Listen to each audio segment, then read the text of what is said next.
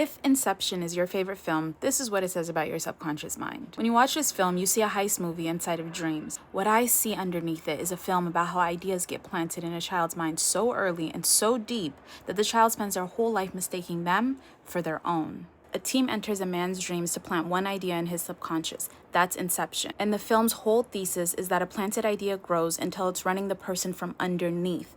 Everyone reads this film through Cobb, the guilt and the top that never stops spinning. But not today, because the man the entire operation is performed on is Robert Fisher.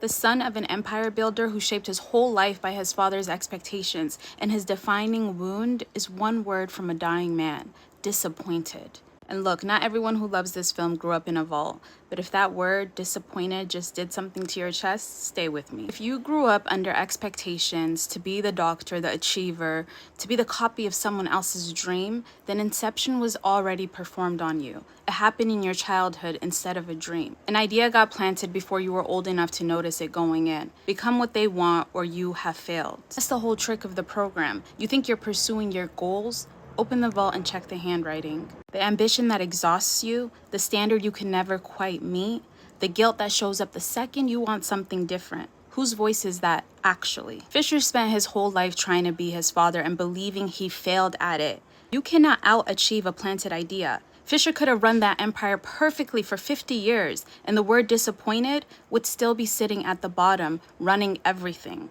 But here's the rewrite, and this is what frees him. They take him to the deepest level, his father's deathbed, and his father is so weak he can't even finish the word. So Fisher finishes it for him, with the ending he's carried his whole life. I know, Dad. I know you were disappointed that I couldn't be you.